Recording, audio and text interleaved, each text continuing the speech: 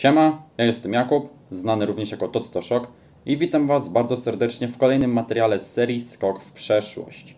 W ostatnim materiale z tej serii mówiliśmy na temat płyty Bergtat, no to dzisiaj będzie kolejny album z trylogii Ulvera, a będzie to oczywiście Kveldzange. Dwójka Ulvera ukazała się w 1996 roku nakładem Head Not Found, według niektórych źródeł w 1995 roku, ale tak naprawdę płyta ukazała się w 1996.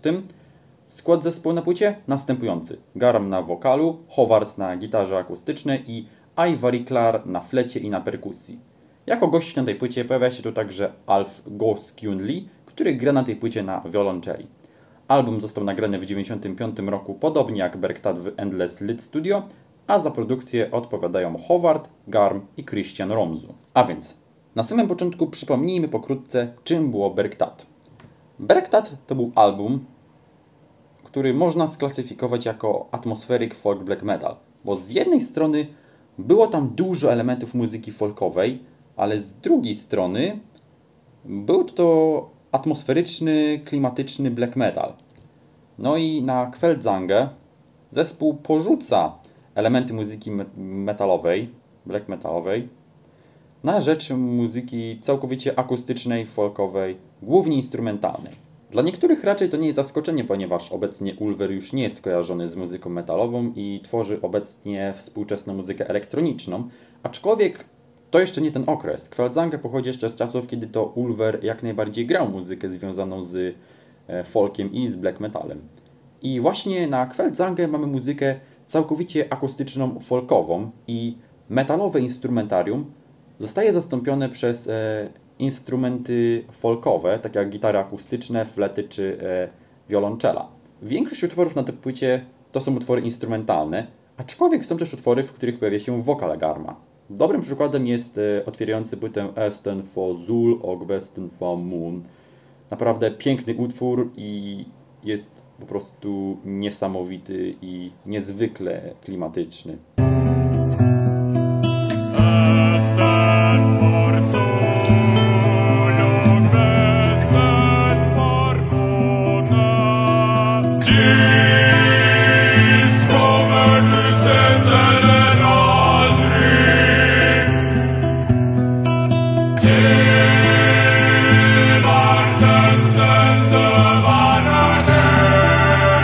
Jak też słyszycie, na tej płycie Garm już nie śpiewa growlem, tudzież growlem łączonym z czystym śpiewem i śpiewa tylko i wyłącznie niskim, czystym głosem wspieranym przez chóralne zaśpiewy. No i jego głos na tej płycie brzmi po prostu niesamowicie i naprawdę brzmi to po prostu pięknie. I dodaje tego klimatu i atmosfery na tej płycie. I momentami mnie aż ciary przechodzą, jak słucham tego, bo to po prostu moim zdaniem brzmi pięknie.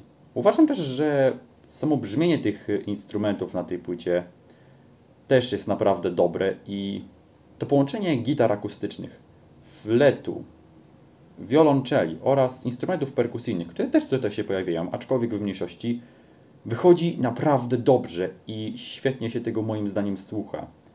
I to wszystko razem buduje niezwykłą atmosferę, że ja momentami mam wręcz gęsią skórkę, bo to po prostu brzmi fantastycznie.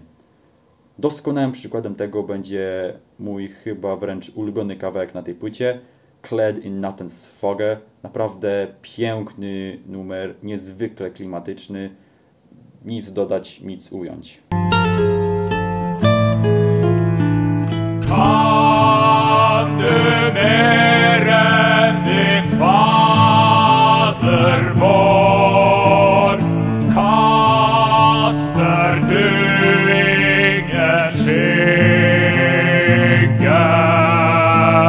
Jeszcze chciałbym wspomnieć o tekstach utworów.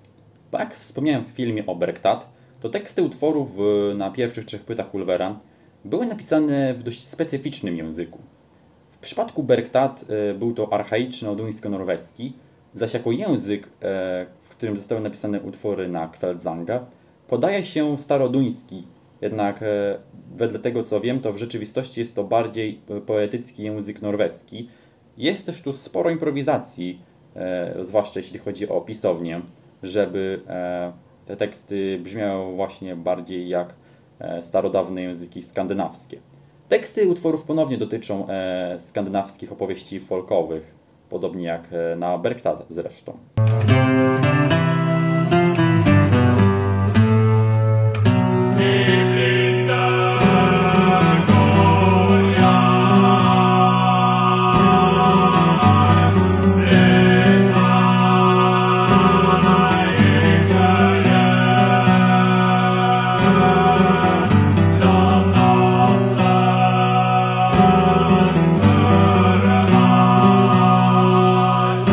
Także cóż ostatecznie mogę powiedzieć na ten temat? Queltzange to w żadnym wypadku nie jest album dla metalowców, którzy oczekują tylko i wyłącznie ciężkiej muzyki gitarowej. Ale jeśli oprócz muzyki metalowej lubicie także muzykę akustyczną, no to jest to album zdecydowanie wart uwagi. Moim zdaniem jest to piękny i niezwykle klimatyczny album i zdecydowanie go Wam polecam.